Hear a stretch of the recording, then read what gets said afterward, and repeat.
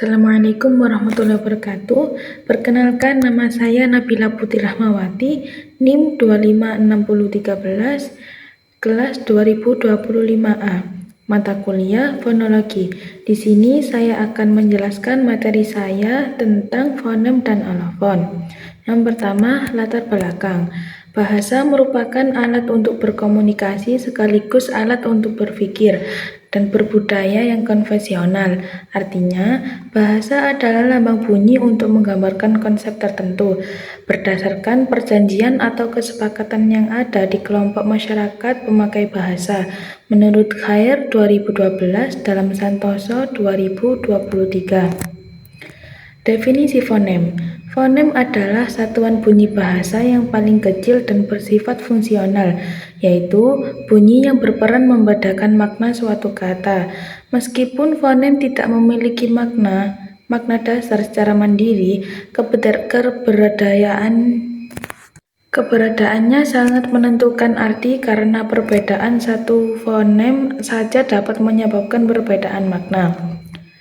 Definisi alofon. Alofon merupakan variasi bunyi yang tidak mempengaruhi makna kata karena masih berada dalam lingkup fonem yang sama. Variasi bunyi ini muncul sebagai akibat dari perbedaan lingkungan fonetis, seperti posisi bunyi dalam kata, bunyi yang mendahului atau mengikutinya, serta tekanan atau intonasi dalam tuturan. Yang ketiga, identifikasi fonem dalam bahasa Indonesia. Identifikasi fonem dilakukan untuk mengetahui apakah suatu bunyi dapat membedakan makna kata. Cara termudah adalah membandingkan dua kata yang bunyinya hampir sama, tetapi berbeda pada satu bunyi, seperti kata mata dan rata, karena perbedaan bunyi M dan R menyebabkan makna kata berubah. Maka kedua bunyi tersebut termasuk fonem yang berbeda. Yang kedua, jenis-jenis fonem dan alofon. A. Fonem segmental. Fonem segmental merupakan bentuk fonem yang dapat dibagi, sehingga membentuk bunyi-bunyi bahasa yang diuraikan. Yang kedua, fonem supramental. Fonem supramental adalah susunan atau rangkaian bunyi yang mampu membedakan makna dari satu kata dan kata lain. Jenis-jenis alofon. 1. Alofon komplementer, memiliki variasi saling melengkapi, tidak muncul di lingkungan yang sama. Yang kedua, alofon bebas, memiliki distribusi yang fleksibel, bisa muncul di lingkungan yang sama tanpa aturan ketat. Ketiga, realisasi fonem. Realisasi fonem adalah bunyi nyata yang diucapkan dari sebuah fonem.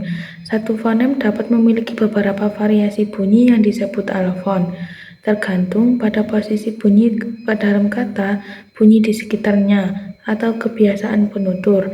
Variasi bunyi tidak bisa mengubah makna kata karena masih termasuk dalam fonem yang sama. Perbedaan ini biasanya terjadi karena proses fonologi seperti 1. Asimilisasi, yaitu penyesuaian bunyi terhadap bunyi di sekitarnya. Yang kedua, netralisasi, yaitu hilangan perbedaan fonem dalam posisi tertentu. Yang ketiga, distribusi komplementer, yaitu variasi bunyi yang muncul dalam lingkungan yang berbeda dan tidak saling bertukar posisi.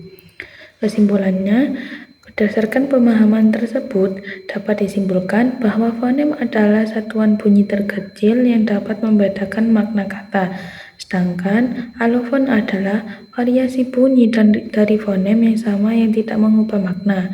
Dalam bahasa Indonesia, fonem dapat diidentifikasi melalui pasangan minimal seperti mata dan rata. Pemahaman tentang fonem dan alofon penting dalam kajian fonologi karena membantu memahami sistem bunyi bahasa serta meningkatkan kesempatan pelafalan. Sekian dari saya, terima kasih.